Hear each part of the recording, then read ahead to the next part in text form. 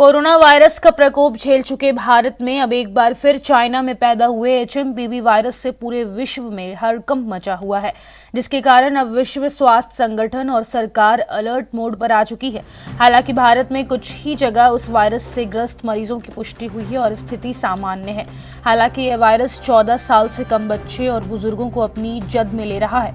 इसी क्रम में गाजियाबाद के मुख्य चिकित्सा अधिकारी ने बताया कि अभी गाजियाबाद में एचएमपीवी का कोई केस नहीं है, मगर इस ठंड में इन्फ्लुएंजा के मरीजों का इजाफा अस्पताल में हो रहा है।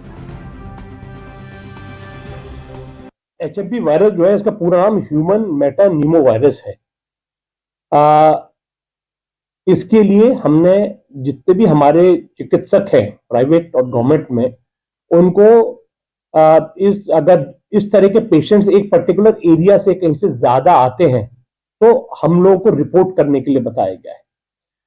हॉस्पिटल्स के अंदर जो बड़े हॉस्पिटल्स हैं उसमें 10 बेड इस तरह के पेशेंट्स के लिए अलग आरक्षित करने के लिए कहा गया है। इस वायरस से जो बुजुर्ग और बच्चे तथा ऐसे लोग जिनकी इम्यूनिटी कॉम्प्रोमाइज्ड है, उनमें होने की संभावना ज्यादा है। सिम्टम्स और साइंस जो है वो एक नॉर्मल फ्लू के साइंस होते हैं, खांसी, जुकाम, बुखार आदि उस तरह के सिम्टम्स हैं।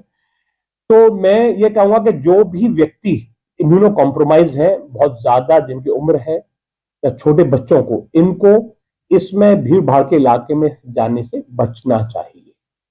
हालांकि अभी तक केसेस हमारे यहाँ कोई इस क्षण तक कोई रिपोर्ट नहीं हुआ है, लेकिन हमने एडवाइजरी जारी की है हॉस्पिटल्स को कि कोई भी केस अगर उनके पास संज्ञान में आता है हमको तो रिपोर्ट करेंगे। और आप लोग, आपके माध्यम से मैं कहना चाहूंगा, घबराने की बिल्कुल जरूरत नहीं है, कोई पैनिक नहीं करने की जरूरत है। देखिए, इम्यूनिटी कॉम्प्रोमाइज है बॉडी, जहां किसी भी व्यक्ति की, जो बुजुर्ग आदमी होता है उसकी भी इम्यूनिटी कॉम्प्रोमाइज होती है, वो उसकी शरीर और अंग शरीर के शिथिल हो जाते हैं, वहां उस उम्र तक जाते थे। डायबिटीज, हाइपरटेंशन, किसी को कैंसर और अलग अलग तरह की बीमारियां, किसी को ज्यादा सिम्टम्स है, किसी को कम सिम्टम्स है, वो आ जाते हैं।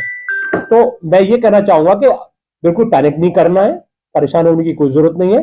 लेकिन अगर आपको लगता है कि सिम्टम्स हैं या एक पर्टिकुलर एरिया में ज्यादा केसेस आ रहे शुरू हो गए हैं बच्चों में, बड़ों के अंदर, तो निकटवर्ती हॉस्पिटल के अंदर या आपका जो फैमिली डॉक्टर है उससे परामर्श लेना सुनिश्चित करें। तैयारियां आपकी तरफ से कंप्लीट? हमारी